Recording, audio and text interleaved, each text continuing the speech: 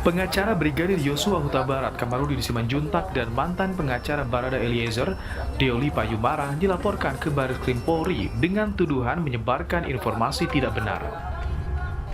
Kamarudin dilaporkan karena menyebut ada luka sayat di tubuh Yosua, sedangkan Deoli Payumara dilaporkan karena keterangannya yang menyebut istri Verdi Sambo, Putri Chandrawati, kepergok memiliki hubungan dengan salah satu tersangka pembunuhan berencana Yosua, Kuat Maruf.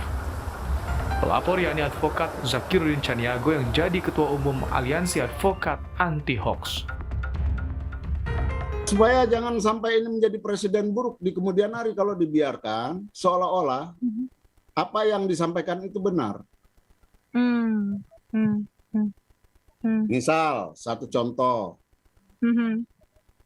mengenai luka sayatan, luka karena dianiaya segala macam. Itu percayakan dong dengan institusi yang melakukan pemeriksaan segala sesuatu itu kan sudah ada prosedurnya. Kenapa kita nggak menahan diri? Kenapa kita nggak sabar? Proses penegakan hukum di kasus pembunuhan berencana Brigadir Yosua Huta Barat sudah menyita perhatian publik. Semua pihak harus menahan diri dan menyerahkan sepenuhnya penanganan kasus pada Polri agar tidak memperkeruh suasana. Abel Insani, Julian Fernando, Kompas TV. Dan untuk membahas soal laporan Aliansi Advokat Anti Hoax soal tuduhan pada mantan pengacara Eliezer, Deoli Payumara, dan pengacara Brigadir Yosua Kamarudin Simanjuntak. Saat ini sudah bergabung di studio Kompas TV, sudah hadir mantan pengacara Richard Eliezer atau Barada Eliezer, Deoli Payumara, dan Ketua Umum Aliansi Advokat Anti Hoax Zakiruddin Caniago yang bergabung lewat sambungan Zoom. Selamat petang Bapak-Bapak. Bang Deo, selamat petang. Selamat petang, salam merah putih. Selamat petang juga, Pak Zakir. Selamat petang, salam Aliansi Advokat Anti Hoax. Oke, Pak Zakir, jadi ini landasan laporan Anda ini apa, Pak Zakir? Ya, selaku advokat yang peduli dengan ketertiban hukum di negara ini, ya tentunya kita merasa panggil karena tingkat keresahan di dalam masyarakat kita akibat penyebaran dan pelontaran berita-berita hoax yang dikeluarkan tanpa dasar. Semua kita melihat ini menjadi satu blunder dalam rangka untuk menjadikan terang persoalan dalam kasus ini. Oke, blundernya bagian pernyataan yang mana dari Bang Deoli ini? Ya banyak. Contohnya? Dan pemberitaan yang dia keluarkan sendiri juga banyak. Contohnya Pak Zakir? Seperti misalnya rekan saya ini selalu mengatakan bahwa dia sudah mendapatkan informasi dari Baradae, mantan kliennya. Kemudian dia sudah mulai menceritakan tentang hubungan ML antara Pak Kuat dengan siapa Cici, kemudian tadinya terkait dengan pelecehan seksual yang dilakukan oleh Brigadir J terhadap Cici. Ini jadi terjadi polemik yang tidak positif ya di dalam pendengaran. Oke, jadi ada banyak pernyataan-pertanyaan yang disampaikan oleh Bang Deoli yang kemudian menimbulkan boom di publik. Tanggapannya, Bang? Dar, ini saya udah ganteng di sini nih. Kemarin TV lain masih agak kurang ganteng. Oke, silakan, Bang. Ya. Jadi begini, Pak Zakir ya. Pak Zakir, ini kita nggak boleh marah-marah kan? Iya, jangan marah-marah. Kan? Jangan marah-marah. Boleh kan? berdebat tapi jangan marah-marah. Kita ngasih informasi aja. Jadi gini, kita kasih satu adagium hukum dulu. Barang siapa melaporkan sesuatu kepada hukum, dia harus membuktikan, ya kan? Sebaliknya. Jadi dia harus punya dasar dulu. Apa yang saya sampaikan adalah dugaan. Dugaan dan analisa. Wajar secara hukum saya bisa menduga dan analisa karena saya seorang advokat. Advokat itu dilindungi oleh undang-undang advokat juga menyampaikan analisa dan dugaan. Sehingga ketika kita menyampaikan dugaan dan cerita, itu adalah kita menyampaikan suatu analisa dan dugaan. Itu dilindungi oleh undang-undang advokat. Namanya juga dugaan, ya kan? Yang kedua, Pak Zakir harus membuktikan yang benar yang mana. Kalau saya bicara dugaan seperti ini, Bapak harus membuktikan di persidangan atau di kepolisian atau di laporan Bapak yang benar yang mana. Kalau Bapak sendiri nggak bisa membuktikan yang benar yang mana, berarti Bapak sudah masuk unsur bagi saya untuk bahwasannya Bapak membuat laporan tidak benar. Karena Bapak nggak punya yang benar yang mana. Satu, jangan dibantah dulu ya, biar saya bicara agak panjang. Itu satu, masuk unsurnya Bapak. Yang kedua, Bapak nggak punya legal standing menyatakan ini gaduh atau tidak. Kan Bapak bilang menimbulkan gaduhan. Bagi masyarakat Indonesia, apakah gaduh apa tidak omongan saya, dugaan saya? Jawabannya mereka setuju-setuju aja tuh, tanya aja sama masyarakat. Jadi yang disebut gaduh adalah kalau masyarakat Indonesia kemudian jadi gaduh, jadi berantem. Ini kan tidak, ya kan? Yang ketiga, ketika saya menyampaikan suatu dugaan-dugaan, jangankan saya, Komnas HAM aja menyampaikan pelecehan seksual si Yosua itu adalah dugaan. Kami menduga si Yosua melakukan pelecehan seksual, itu dugaan. Kemudian si Komnas perempuan juga bilang kami menduga, sebentar yang panjang dikit, kami menduga ini juga, ini kan dugaan juga. Jadi Komnas HAM menduga, Komnas perempuan menduga, kami pun pengacara menduga, sama-sama menduga. Tapi Bapak kejebur karena Bapak membuat laporan ke kami. Harusnya Bapak laporkan juga tuh Komnas HAM sama Komnas perempuan, karena sama-sama menduga. Karena Bapak menduga, Bapak besok saya laporkan ke kepolisian, LP baru 317 Pak. Paham ya Pak? Silakan Pak Zakir. LP itu. Silakan Pak Zakir. Baik. Oke, yang kedua. Oke, sabar dulu Bang. Oke, Kita kasih kesempatan lanjut. dulu untuk Pak Zakir. Silakan, katanya mau dilaporin nih. Karena kan ini tuh dugaan-dugaan begitu, Pak Zakir.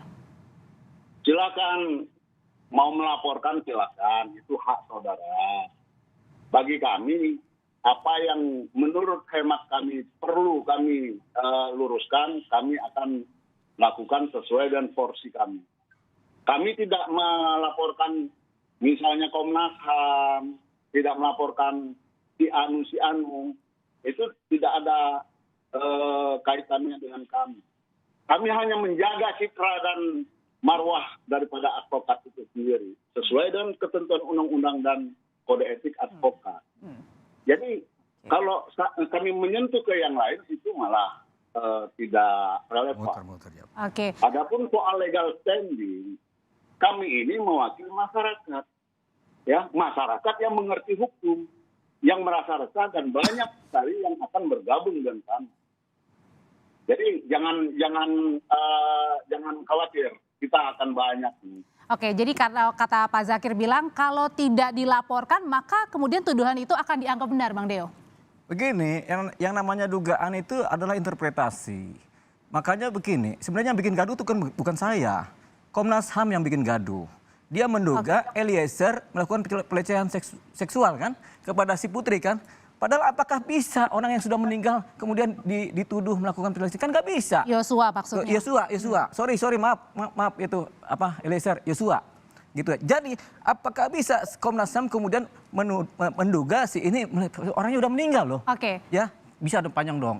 Karena ini cerita, Bos. Tapi kita balik lagi, Bang Deo. Kalau misalnya tadi bilang tuduhan, misalnya ada hubungan khusus itu berdasar. Saya menduga. Ya, menduga. Boleh dong kita menduga. Tapi kemudian apakah itu disampaikan langsung oleh Eliezer, mantan klien? Begini, Eliezer kan curiga, ada tanda kutip. Kan kita kode-kodean, kita kan ngobrol berdua.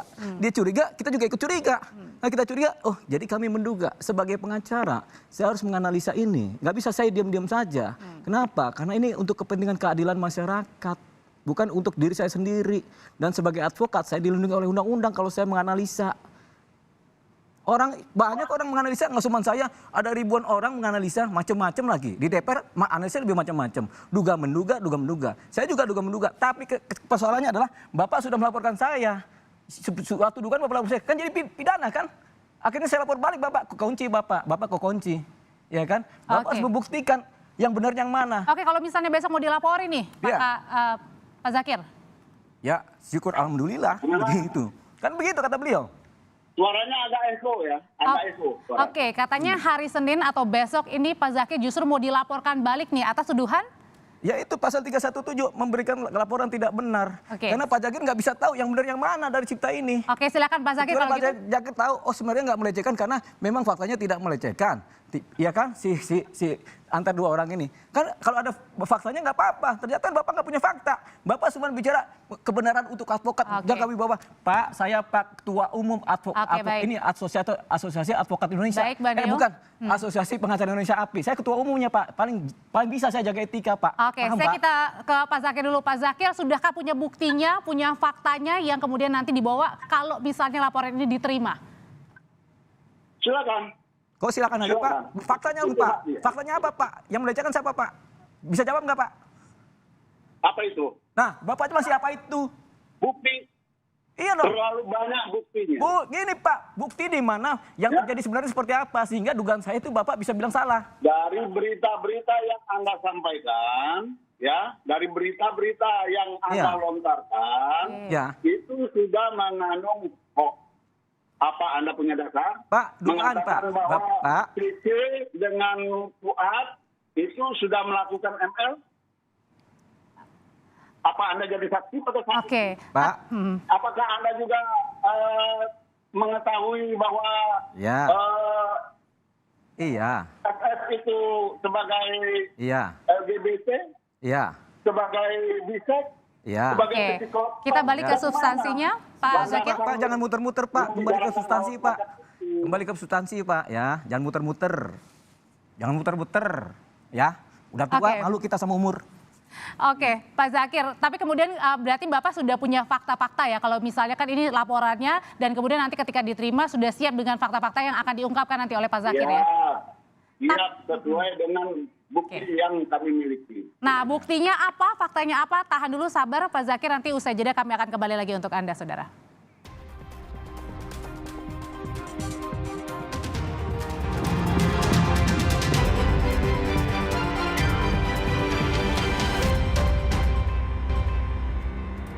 Jadi Pak Zakir, apa fakta dan bukti yang nanti sudah siap dibawa kalau laporannya diterima Pak Zakir? Banyak, Mbak. Apa itu? Ya, pemberitaan-pemberitaan yang dia lontarkan saja itu sudah cukup. Ya, Dan bantahan-bantahan dari seperti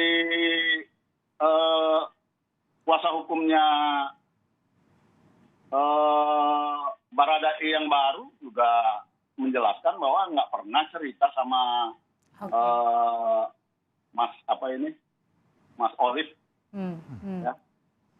Oke, Saya panggil Mas baik. Olive aja biar agak Ya udah Pak keren. Sakir, saya juga panggilnya Bapak Sakir.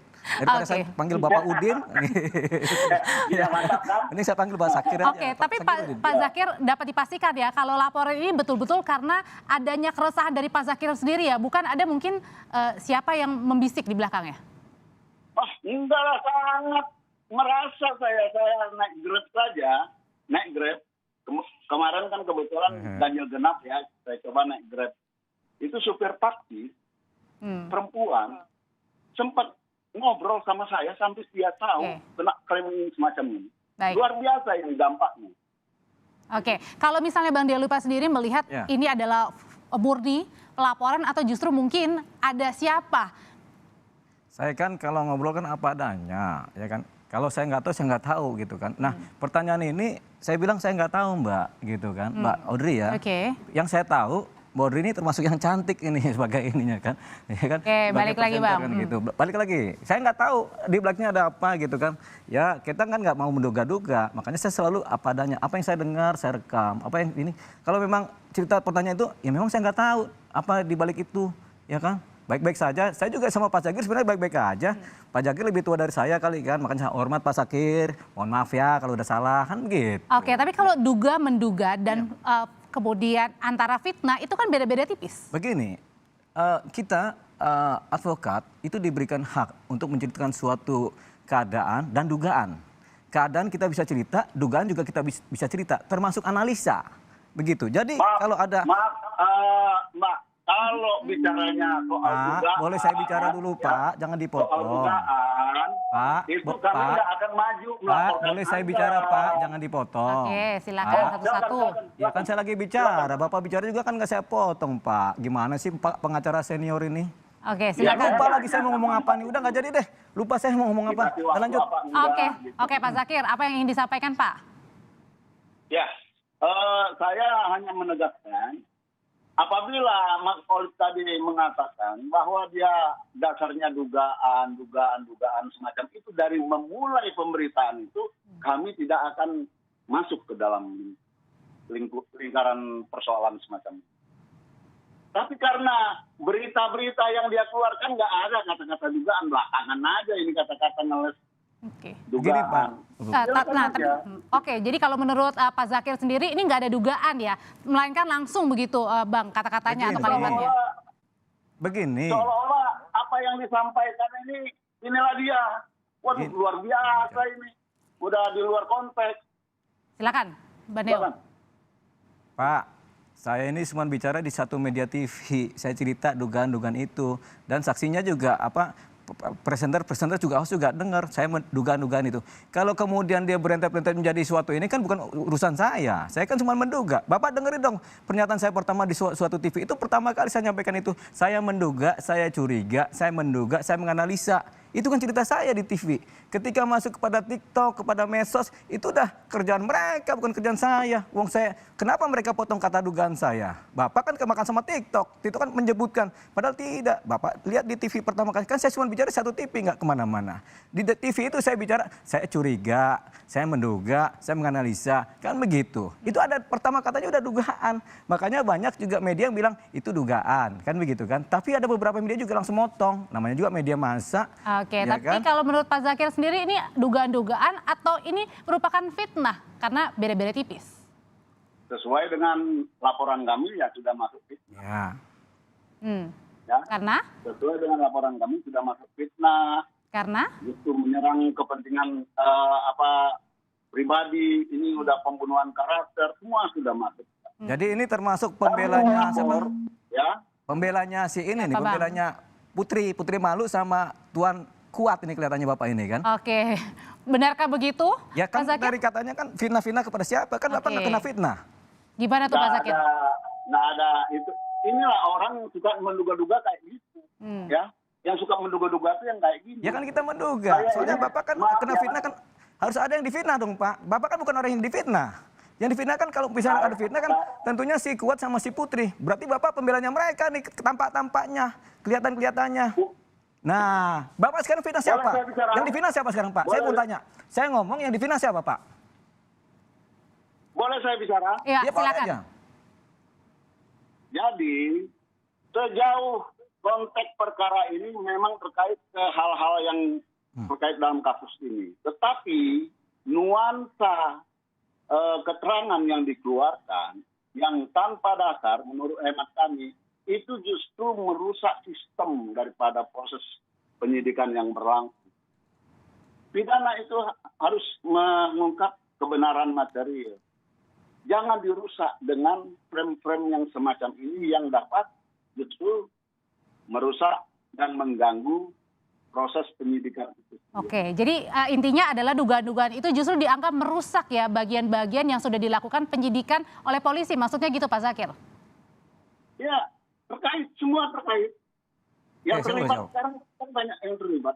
Oke, silakan Mbak Neo. Oke, sekarang saya mau tanya, dugaan-dugaannya Komnas HAM yang menduga Yosua itu melakukan pelecehan kepada Putri, itu termasuk pro justisia apa tidak? Kan jawabannya tidak.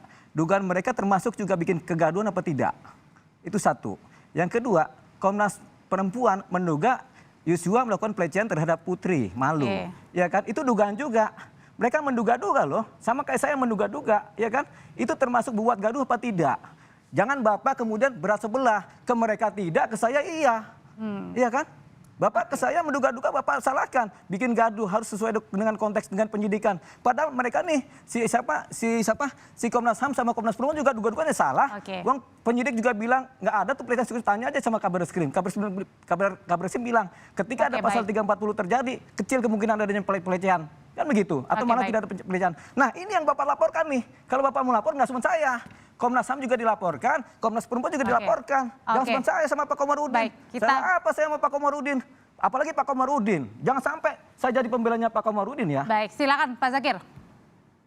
Ya, jadi yang perlu saya pertegas di sini bahwa aliansi advokat anti hoax ini hanya berkisar kepada perilaku daripada advokat yang menyimpang dalam pemberitaan. Kami tidak bisa menyentuh yang lain. Ya, maaf ya. Kalau dikatakan kenapa enggak ini dilaporkan, kenapa enggak ini dilaporkan, karena sudah ada bagiannya masing-masing. Kalau yang soal semacam itu, kami tidak bisa ikut campur. Ya, kami tidak berat sebelah. Kami hanya ingin menjaga marwah daripada advokat ini sebagai profesi yang officium nobile itu terjaga. Itu aja. Kalau memang tidak puas dengan laporan kita, silakan melaporkan. Itu nggak masalah bagi kami.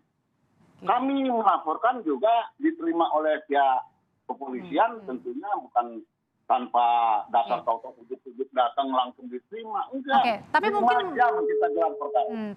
Pak Zakir, tapi mungkin gini, kalau misalnya tidak ada kemudian omongan atau obrolan dari Bang Deo Lipa, mungkin juga tidak ada fakta-fakta baru mungkin yang diungkap. Mungkin begitu maksudnya ya Bang ya? Ya betul. Gimana Pak Zakir? Kita kan juga sebenarnya ada fakta-fakta, sebenarnya kita nggak mau cerita. Oke, Pak Zakir. Ya, jadi begini, tadi Mas Deo Lipa itu ingin membandingkan dengan Komnas HAM.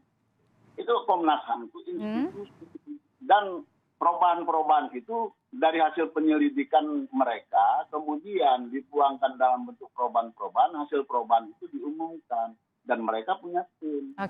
Kalau Pak Deo Lipa ini kan pribadi, ya kan? Bekerjalah sesuai dengan koridor hukum yang diberikan oleh undang-undang itu aja. Kalau itu terjadi kami nggak macam-macam kok selama ini. Baik, singkat Pak Zakir, jadi ini laporannya sudah dikirim ya ke Barreskrim ya? Laporan. Sudah. Masuk. Progresnya jauh mana?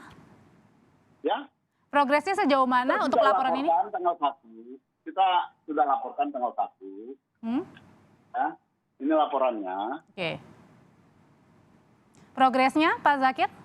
Perkembangannya? Ya. Kalau progres kita tinggal menunggu. Karena soal waktu bukan kita yang ngatur, Mbak. Ya dari pihak penyidik, dan penyidik punya kewenangan untuk meneruskan atau menghentikan suatu laporan. Berarti masih dianalisa ya? Terima kasih. Karena itu konsumsinya mereka. Baik. Terima kasih Pak Zakir.